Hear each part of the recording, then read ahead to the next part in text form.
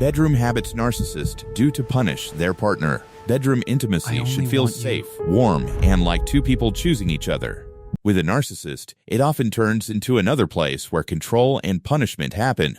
They don't separate love from power. Everything becomes about who gets to decide. When they feel hurt, ignored, or challenged, they use the bedroom to send messages. This isn't really about sex. It's about dominance, ego, and getting a reaction from you. They use distance to make you anxious and question what you did wrong. One night they're affectionate. The next night they act like you don't exist. That sudden coldness is designed to pull you into chasing their approval again. Affection disappears after conflict. Cuddles, soft words, and kindness get withheld on purpose. They teach you that love is something you can lose by speaking up. They will lie next to you and give you complete emotional silence. No touch, no eye contact, no conversation. It feels like punishment without words. They make small cutting comments about your body or how you express needs. The goal is to make you feel ashamed so you stop asking for anything. They compare you to others to trigger insecurity and make you feel not enough. Other people appreciate me. My ex never had a problem with this. They rewrite what happened in bed and tell you that you're remembering wrong. That gaslighting makes you doubt your own memory, feelings, and reality.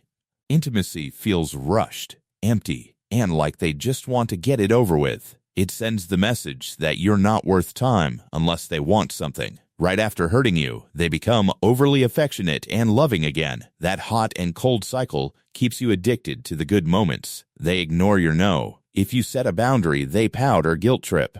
Guess I'm not good enough for you. That's manipulation, not sadness. They turn sex into a reward for good behavior and a weapon for bad behavior. You start performing instead of connecting because you fear losing their attention. They bring arguments into bed on purpose so you can't rest peacefully.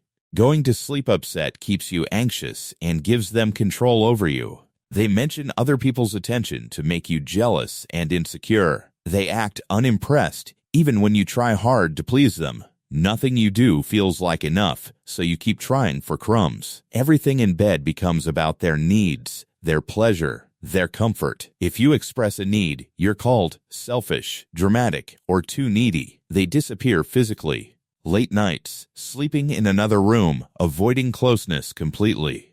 That absence is meant to make you prove your worth to them. For a narcissist, intimacy is not about bonding. It's about supply and control. When they feel shame, they dump it on you through coldness and criticism. When they feel entitled, they demand attention and punish you if they don't get it. The bedroom stops feeling like home. It starts feeling like walking on eggshells. You monitor their mood before you even think about being close. You wonder if tonight will be warm or if you'll be ignored again. That constant uncertainty is not love. That is emotional abuse in disguise. Healthy partners don't use distance to teach lessons or win arguments. Healthy partners repair. They talk. They care about how you feel during intimacy. Healthy partners respect a no without making you pay for it later. If you feel drained after being close, that is important information to notice. If you feel anxious, small, or like you're auditioning, pay attention to that. This pattern is not your fault. You did not cause their lack of empathy. You cannot love someone into becoming capable of mutual care and respect. Naming the pattern is the beginning of getting your power back. Say to yourself, this is punishment, not connection. This is not okay. Stop trying to earn affection by being perfect, quiet, or compliant. Set a boundary out loud. I don't accept insults or silent treatment from you. You do not have to explain or defend your needs for hours. Get support from people who can remind you what healthy looks like. A therapist or trusted friend can help you see what's really happening. Watch how they respond when you set a limit. That response matters most.